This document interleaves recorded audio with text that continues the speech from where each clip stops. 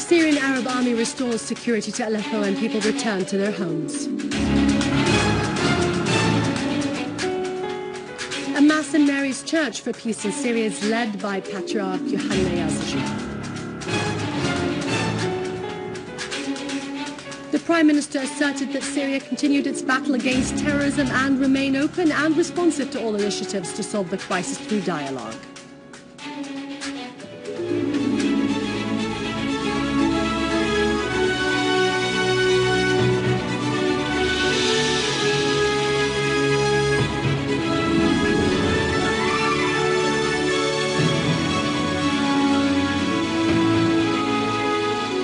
Good afternoon, this is Dania Nizam with this afternoon's news bulletin. President Bashar al-Assad issued Law Number 35 concerning the general state budget of the fiscal year 2013, estimated at a total sum of 1,383 billion Syrian pounds. Information Minister Omran al-Zabi affirmed in a statement to journalists that there is an unprecedented escalating media campaign against Syria, as there is a lot of untrue news being published.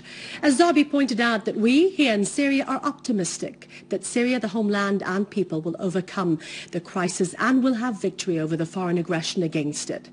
The Information Minister stressed the national dialogue is a dialogue between Syrians and those who believe in this dialogue. Those who believe that this is a way to find a serious political operation, and those who refused the dialogue and called for using weapons, and they fear the dialogue's results. As Zabi pointed out, that the Syrian Arab army is not a side in this confrontation. The Syrian army represents all the Syrian people, and it is acting accordingly. Terrorism has one shape, as there is no positive terrorism and one negative one, nor acceptable and rejected terrorism. And anyone who commits an act of terrorism is a terrorist regardless of his nationality. Al-Zabi said that the rejection of foreign intervention is the minimum level of nationality and the maximum level is martyrdom. Nationality demands the rejection of all forms of foreign diktats and intervention.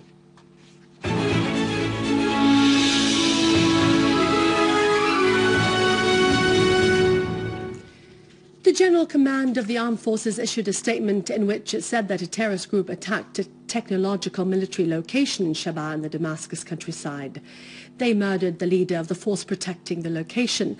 A unit of our armed forces regained the attack location from the terrorists. The General Command asserted that attacking such military locations exposed the aims of the terrorists and their regional and international supporters, whose priority is to protect Israel. The statement asserted that our armed forces would continue to work side by side with our people to foil the plots of such criminals and their supporters, and to preserve Syria strong, immune, and proud.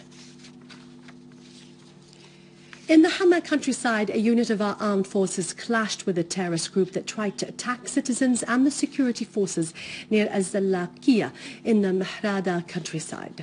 The terrorists were killed and wounded, including Khalid al-Halabiya, one of their leaders, who was critically wounded. 4 of their cars and several motorcycles were also destroyed.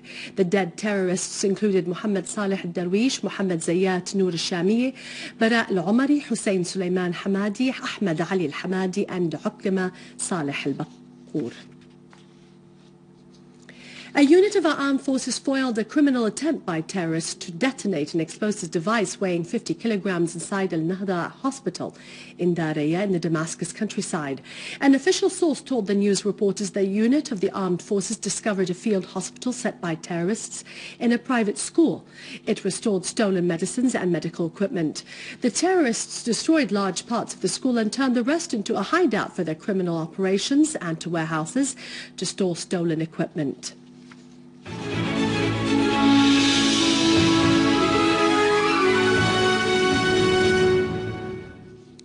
Thanks to our valiant armed forces, the people of the quarter Saif al-Dawla and Aleppo regained security and returned to their homes to continue their normal daily lives. The Syrian Arab television toured the area of Saif al-Dawla, which the Syrian army purged from terrorists and thus enabled families to return home. I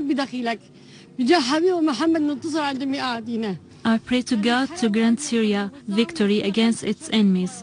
We have suffered a great deal from the terrorists. We have been out of our homes for 5 months.